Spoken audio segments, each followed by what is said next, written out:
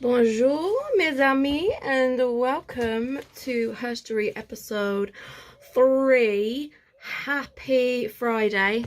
Friday, you're going to be watching this. Thursday for me today. Happy Friday. Herstory episode 3, Joan of Arc. I had a really good time researching this one. I knew quite a bit about Joan of Arc, but I learned a lot more during my research, and I'm going to try and keep this a relatively short one, but I've written 2 pages of awesomeness, so I'm going to hurry up. I'm going to blitz through it. So Joan of Arc was born in 1412 to a farming family in northeastern France in Domremy. She was never taught to read or write. She came from a devout Catholic family. She worked on her dad's farm and did little odd jobs as a seamstress here and there. Joan is born in the middle of the 100 Years' War, which is the most inaccurate title for a war ever. It should be the 116 years, give or take, war. Which is France versus England. So in order to give context to Joan's story, I need to go into the 100 Years' War as briefly as I possibly can. So here goes. 1357. Edward III tries to take the French throne because he's a direct descendant of William the Conqueror, and the French king has just died with no heir. And a nobleman has just decided that he's going to be king, and the French people go, yay, Philip VI. So Edward's like, no, hang on a minute, you have no royal blood here. I actually have a claim to this throne here. So in the end, what happens is Philip pays off Edward with a huge chunk of land in the north of France. In 1380, Charles VI is crowned king. He's the mad French king, the one who thought he was made of glass. And because he's mad, there becomes this power vacuum. He's not fit to rule. So the houses of Orleans and Burgundy go to war over who's going to fill that power vacuum and rule in his place. So in 1413, a year after Joan is born, Henry V becomes King of England. He wants to keep his stronghold in France, keep his influence in France, so he wants to marry one of Charles's daughters. France says, no, you're not marrying one of our princesses, so they went to war again.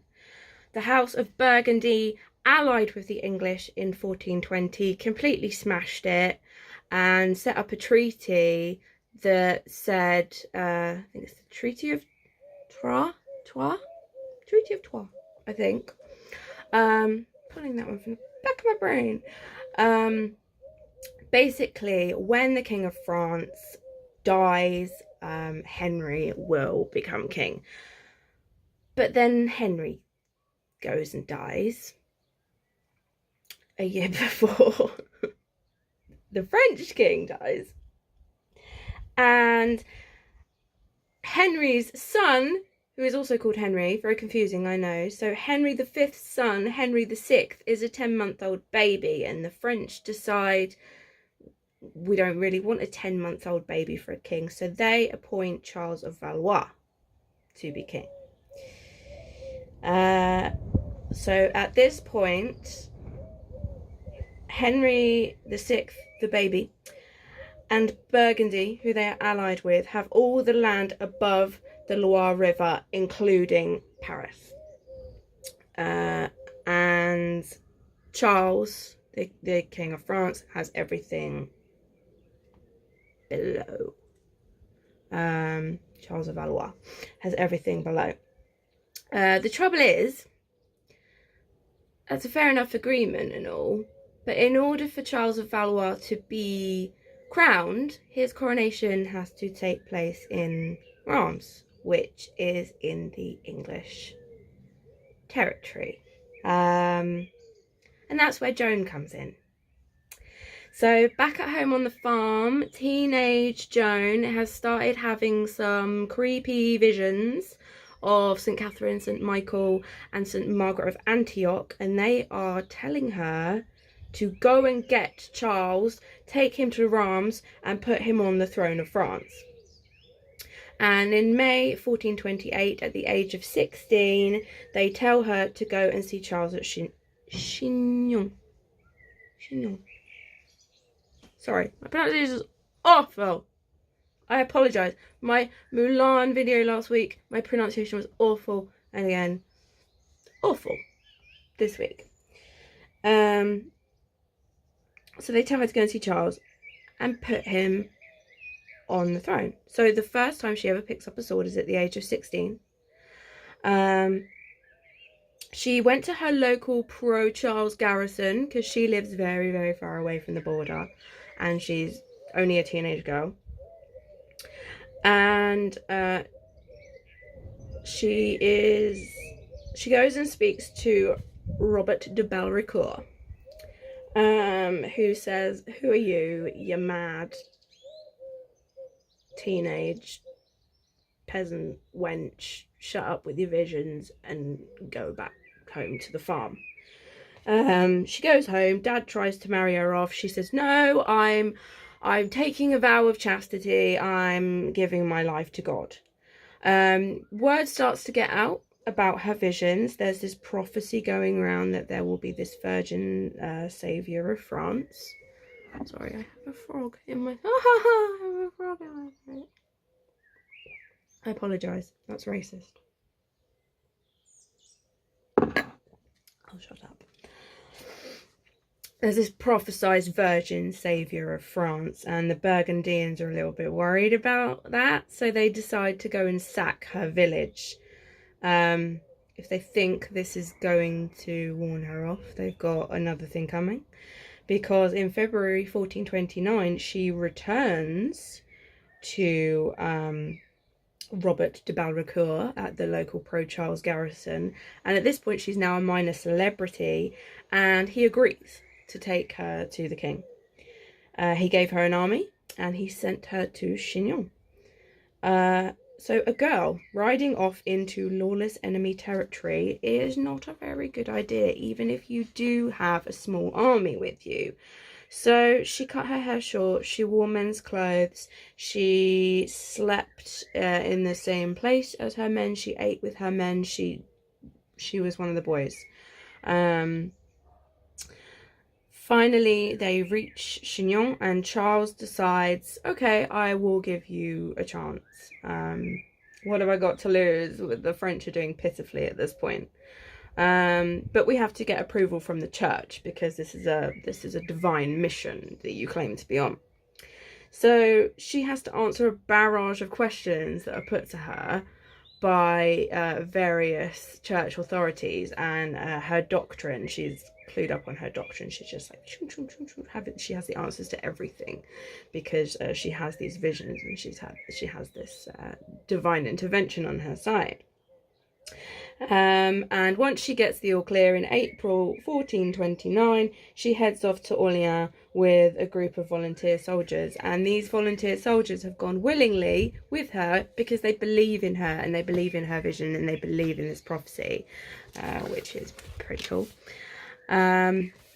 They reach Orleans, which is the last stronghold. It's the last French stronghold of the Loire Valley, basically. So if Orleans falls, then the English will descend further south, and it's all going to go horribly, chaotically wrong. Orleans is crumbling, and it's under the control of a lovely chap called the Bastard of Orleans, who is called thus because of his parentage, but it's a pretty fitting title in the modern sense. He's getting ready to surrender, and he doesn't want a woman interfering because he's had enough. The city's on its last legs, and he's like, go away. On May the 4th, 1429, Joan has another vision telling her that she needs to attack the English. So she grabs her sword and her horse, she races off to the east where the French are attacking an English fort. Rallied by her presence, the French troops fight like hell, and the fort falls. And then another fort falls, and another fort falls. And 3 days later, on May the 7th, the siege of Orleans is broken. In the final battle, she was hit in the shoulder by an arrow, but she carried on fighting. And on May the 8th, the English forces were in full retreat back to their stronghold of Paris. The English forces are in full retreat. So now she has to get Charles to Rome so that he can be crowned king. That's her divine mission. Deep in English territory still. So she storms up and down the Loire Valley with her soldiers, liberating towns and cities to clear a path for Charles to get to Rome.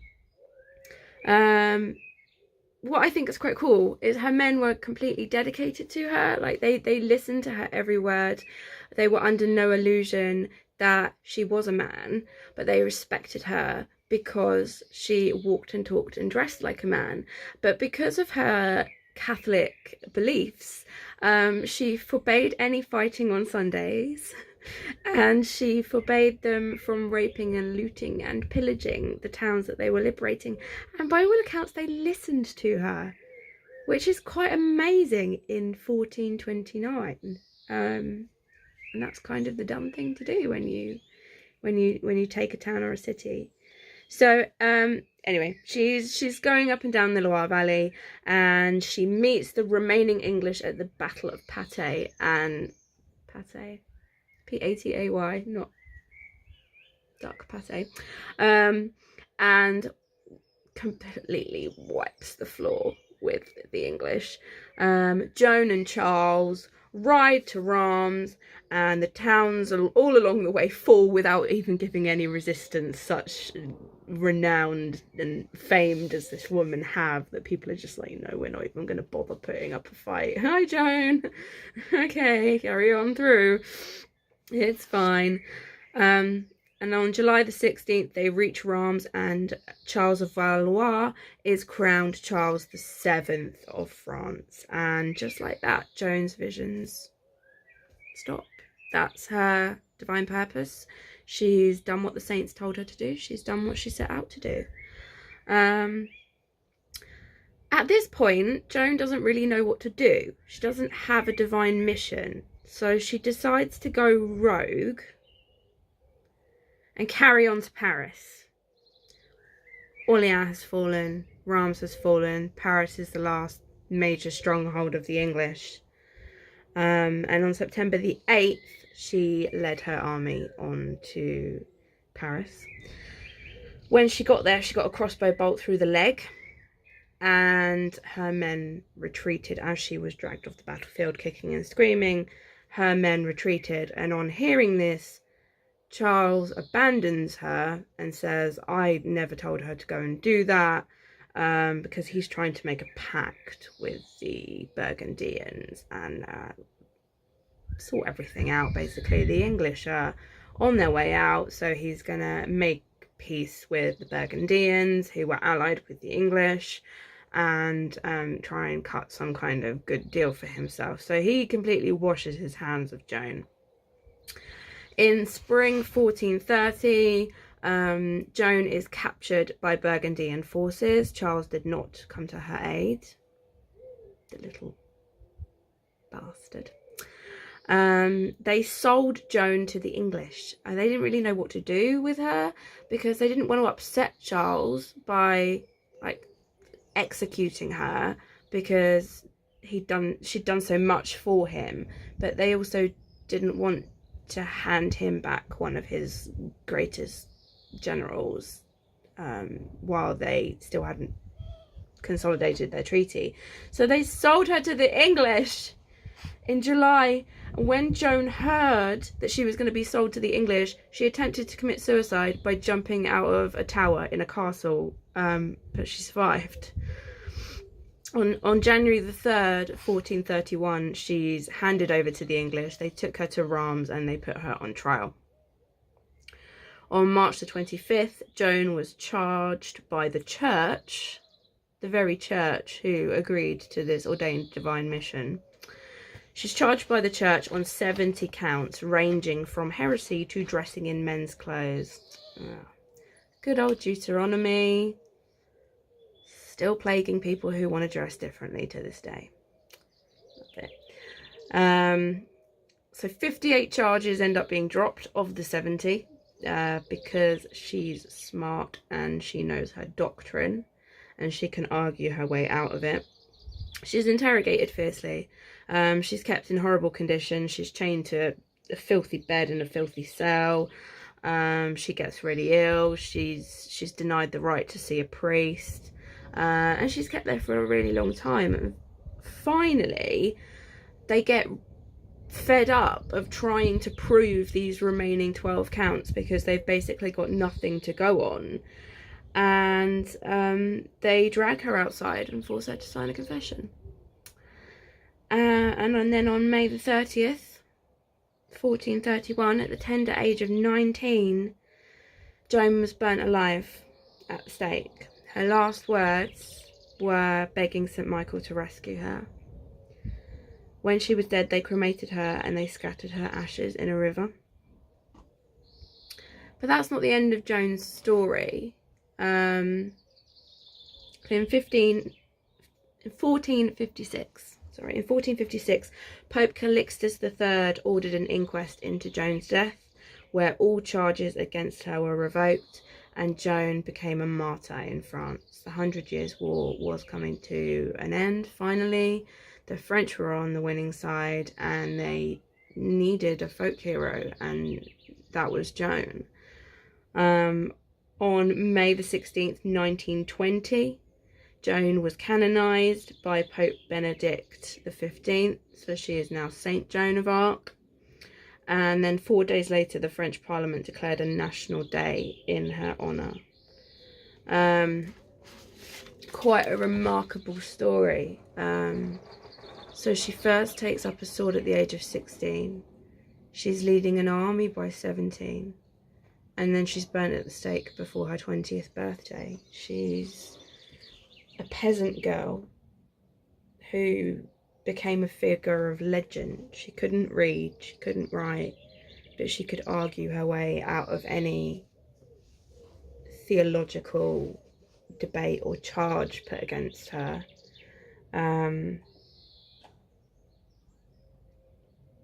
Yeah, it's crazy. Men followed her, women followed her. Yeah, she couldn't read or write, but she could lead an army of men. Charles would not have won the 100 Years' War without her. He would not have been crowned king without her.